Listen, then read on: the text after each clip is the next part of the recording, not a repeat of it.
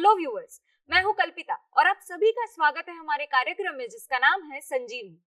दोस्तों, dental care हमारे स्वास्थ्य के लिए बहुत ही जरूरी होती है। इसी बारे में आज के एपिसोड में हम चर्चा करने वाले हैं। इस पर चर्चा करने के लिए हमारे साथ मौजूद है डेंटिस्ट डॉक्टर आनंद मोहत्ता जी। तो चलिए उनका स्वागत करते हैं और एपिसोड की शुरुआत करते हैं। वेलकम डॉक्टर आनंद जी, आपका हमारे संजीवनी के मंच पर बहुत बहुत स्वागत है। थैंक यू डॉक्टर, आज हम बात करने वाले हैं डेंटल केयर एंड कैविटीज के बारे में। मेरा पहला सवाल ही आपसे ये है कि डेंटल केयर हमारी सेहत के लिए कितना जरूरी होता है, उसका क्या महत्व होता है? इस सवाल का मैं जवाब दूं उससे पहले मैं इधर बस चेक कर रहा था, आप लोग ने कुछ इम्पोर्टेंट हेल्थ डेज की लिस्ट लगा रखी है एंड बाय चांस आज नेशनल डेंटिस्ट डे है, जो आई एम श्योर शायद आप लोग ने नोटिस नहीं किया होगा और मुझे भी आज सुबह ही स्ट्राइक हुआ जब मैं ऐसे ही व्हाट्सएप पे मैसेजेस चेक कर रहा था। बाय चांस अपना स्केड्यूल उसी डे पे सेट हो गया, तो बहुत अच्छी बात है कोइंसिडेंटली। अच्छा, coming to your question, dental health का अपनी बॉडी की हेल्थ से क्या ताल्लुक है? सो सबसे इंपॉर्टेंट चीज ये है कि अपन जो भी खाते हैं वो सबसे पहला इनिशियल डाइजेशन अपने मुंह से स्टार्ट होता है जी। और अगर आपके दांत अच्छे नहीं है, अगर आपके पास दांत ही नहीं है उतने, अगर पायरिया की वजह से या कुछ इंजरी हो गई उसकी वजह से अगर आपके दांत ही नहीं है उतने, तो आप उस चीज को अच्छे से चबा नहीं पाएंगे and the initial start of your digestion सही नहीं हो रहा है तो आगे का पूरा प्रोसेस अफेक्ट होने वाला है जी। और आज की तारीख में 50% of the population has cholesterol and diabetes, especially Bombay जैसी सिटीज में जहाँ इतना स्ट्रेस है, सेडेंटरी लाइफस्टाइल है, इतनी एक्सरसाइजिंग नहीं है, इतना बॉडी का मूवमेंट नहीं है, तो ये बहुत कॉमन है। और डायबिटीज और कोलेस्ट्रॉल कहाँ से रिलेटेड है? मेन है अपनी डाइट से and lifestyle is another important. But अगर डाइट का इनिशियल स्टेप ही आपका सही नहीं हो रहा है तो सब कुछ अफेक्ट होने वाला है। सो ऑब्वियसली दांतों का बहुत ज्यादा महत्व है बिकॉज वो स्टार्ट है और अगर आपकी स्टार्ट ही सही नहीं है तो खत्म हो गया। जैसे एक सेइंग है कि वेल बिगन इज 50% डन, तो आपका वेल बिगन ही नहीं हो रहा है तो फिर तो यू आर ऑलरेडी बैक। सो ये कोलेस्ट्रॉल, डायबिटीज, ये सारी प्रॉब्लम्स उधर से लिंक होती है। अगर आपकी गम्स में इश्यूज है तो देयर इज रिपोर्ट्स कि it is related to heart issues. There are reports that अगर प्रेग्नेंट लेडी में गम के इश्यूज है तो बेबी में भी इश्यूज होते हैं। लो बर्थ वेट बेबीज होते हैं, अर्ली प्रेगनेंसी हो मतलब अर्ली बर्थ हो, अर्ली डिलीवरी हो जाती है, तो ये सब प्रॉब्लम्स प्रूवन है इन रिसर्च।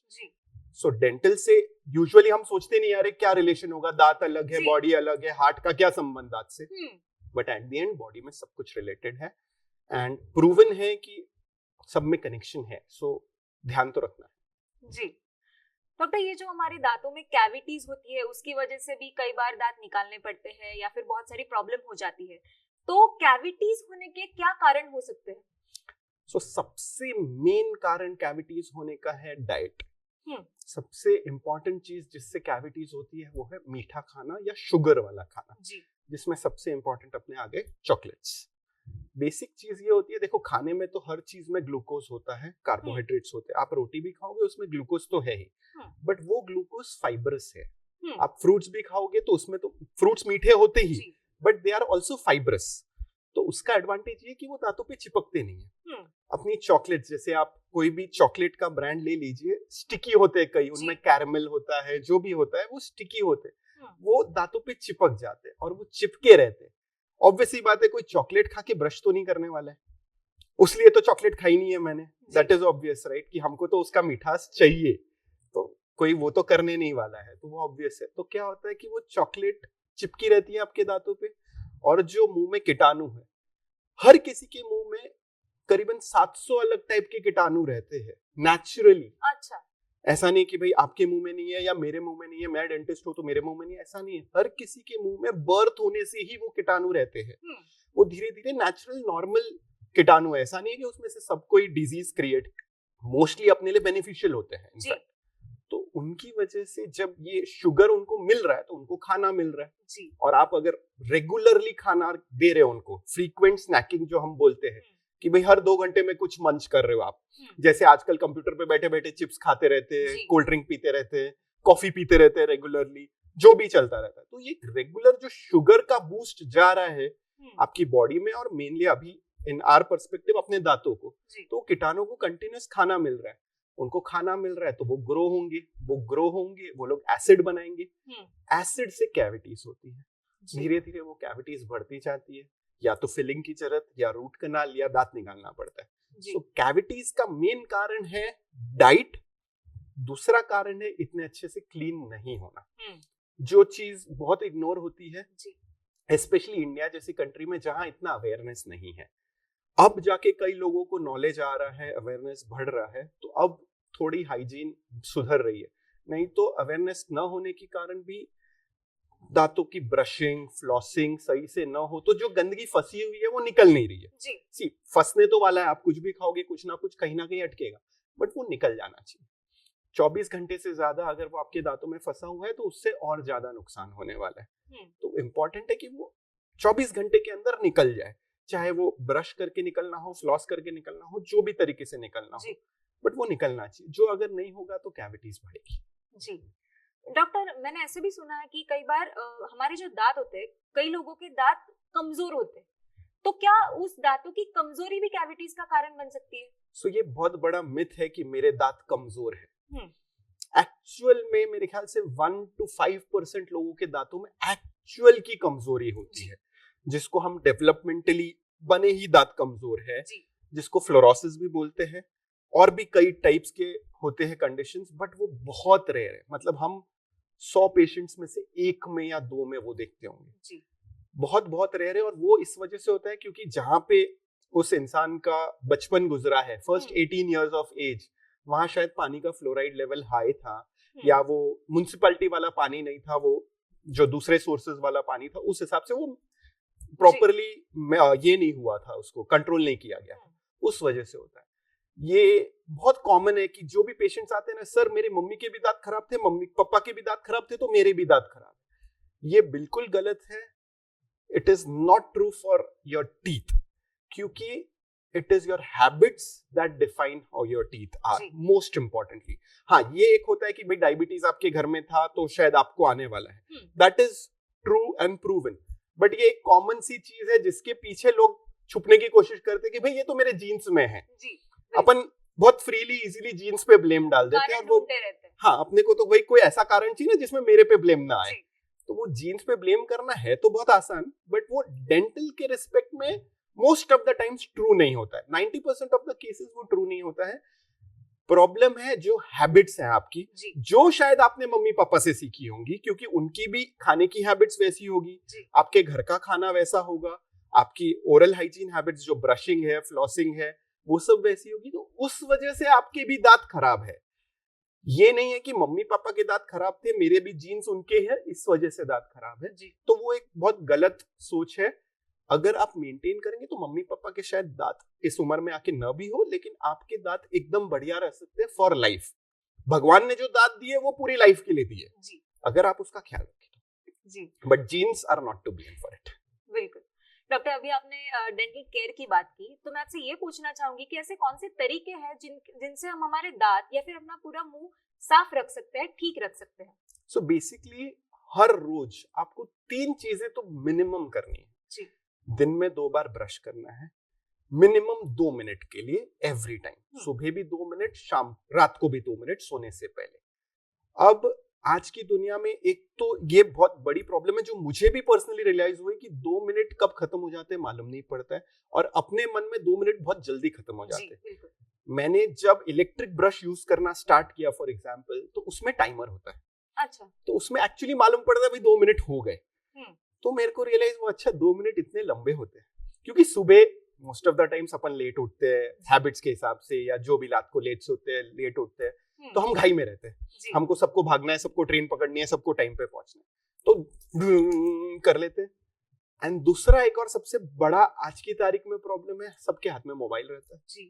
सुबह उठते से ही व्हाट्सएप इंस्टाग्राम फेसबुक शुरू हो जाता है, तो ब्रश आपके मुंह में पड़ा है बट आपका ध्यान उधर है, या किसी के हाथ में न्यूज़पेपर होता है, हर एक का अपना, जो पहले के जमाने के होंगे उनके हाथ में शायद न्यूज़पेपर होगा, ध्यान आप पूरा ब्रशिंग पे दे नहीं रहे।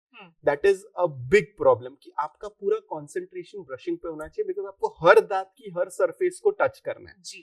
अगर आप आज उसको टच नहीं करते, अच्छे से साफ नहीं करते हैं, और 1-2 दिन तक अगर आपने उसको अच्छे से नहीं साफ किया तो वो गंदगी कड़क हो जाएगी और फिर चौथे दिन बाद आप ब्रश करो तो भी वो नहीं निकलेगी, वो टार्टर में कन्वर्ट हो जाएगी। जो ये इनिशियल स्टेज है उसको हम प्लाक बोलते हैं। प्लाक सॉफ्ट होता है, आपके सॉफ्ट ब्रश से आराम से निकल जाएगा। लेकिन अगर आपने 2-3 दिन कंटिन्यूसली उस जगह को साफ नहीं किया तो वो टार्टार में बन जाएगी और वो आप नहीं निकाल सकते। उसके लिए आपको डेंटिस्ट के पास आना पड़ेगा। सो मेन इंपॉर्टेंट चीज है brushing twice a day, 2 minute सुबह, 2 मिनट रात को सोने से पहले। सेकेंड इंपॉर्टेंट चीज जो मैंने नोटिस की है 90% ऑफ द पेशेंट्स को पता भी नहीं है, वो है फ्लॉसिंग, जो शायद आप भी नहीं करते होंगे बिकॉज हमको नॉलेज ही नहीं है, हमको किसी ने सिखाया ही नहीं, हमको किसी ने बताया ही नहीं। फ्रैंकली मैं ये पेशेंट्स को भी बोलता हूँ, पेशेंट्स को भी मैं यही बताता हूँ, देखो आपका ओरल हाइजीन का जो नॉलेज है वो है टीवी में ऐड देख के। ऐड आते हैं टूथपेस्ट के, टूथब्रश के और माउथ वॉश के, फ्लॉस का कोई ऐड नहीं आता है।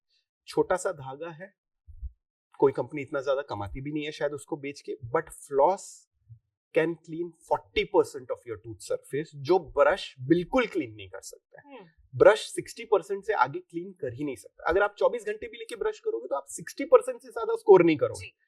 तो लोग आके बोलते हैं ना, मुझे क्यों कैविटीज हो रही है, मैं तो ब्रश करती हूँ दिन में 2 बार। हाँ, ब्रश करते हो दिन में 2 बार, बट आप 60% से आगे नहीं जा रहे हो। आप 60 पे ही अटके हो। मैक्सिमम बेस्ट एफर्ट भी 60 है, बाकी का 40% सिर्फ और सिर्फ फ्लॉस कर सकते हैं। जो अगर आप कर ही नहीं रहे तो वहां से तो सबसे पहले कैविटीज होती है। क्यों? क्योंकि वहां खाना भी सबसे पहले फंसता है और आपने निकाला ही नहीं है तो वो बढ़ने ही वाला है। और तीसरी चीज एक जो रेगुलरली करनी चाहिए वो है टंग क्लीनिंग, बिकॉज अब दूसरी एक कॉमन प्रॉब्लम है और कंप्लेन है कि मुंह से बदबू आती है, दुर्गंध, हैलिटोसिस जो हमारी लैंग्वेज में बोला जाता है, ओरल मैल ऑर्डर बोल लो।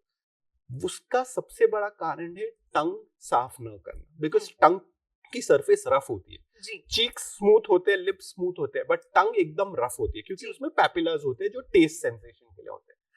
तो वो खुरदुरी सरफेस पे गंदगी भी रहती है, बैक्टीरिया भी रहते हैं। अगर आप नोटिस करें, आप कुछ भी कलर्ड खाते हैं, गोला भी खाए तो टंग कलर हो जाती है, बाकी चीजें कलर नहीं होती है इतनी, राइट? क्यों? क्योंकि टंग रिटेन करती है चीजों को। तो आपको रोज टंग को साफ करना जरूरी है। अगर आप नहीं करेंगे तो वो जो खाने के छोटे छोटे पार्टिकल्स उसमें रहते हैं वो सड़ते रहेंगे धीरे धीरे, and oral malodour is a very big thing. इंसान की कॉन्फिडेंस पे वो बहुत ज्यादा इम्पैक्ट कर सकता है। अगर आप कोई मीटिंग में बैठे हैं, कुछ है, तो oral malodour can be a very very difficult thing. So ये 3 चीजें आपके रूटीन में होनी चाहिए अगर आपको डेंटिस्ट का मुंह नहीं देखना है। दिन में 2 बार ब्रश कीजिए, 2 मिनट सुबह, 2 मिनट रात को। फ्लॉस आप दिन में 1 बार भी करेंगे तो बहुत है। सुबह करिए, रात को करिए, आपको जब टाइम मिलता है करिए। मैं सुबह करता हूँ, मेरे प्रोटोकॉल में फ्लॉसिंग सुबह आती है, मुझे सुबह जमती है, दैट्स ओके। टंग को क्लीन करना है या स्क्रैप करना है, जैसे वो टंग क्लीनर्स हुआ करते थे पहले के जमाने में, मुझे याद है, मैंने मेरे मम्मी पापा को देखा है, अब वो लोग भी यूज नहीं कर रहे हैं। पहले ये बहुत कॉमन था, अब शायद इतना नहीं यूज करते हैं लोग।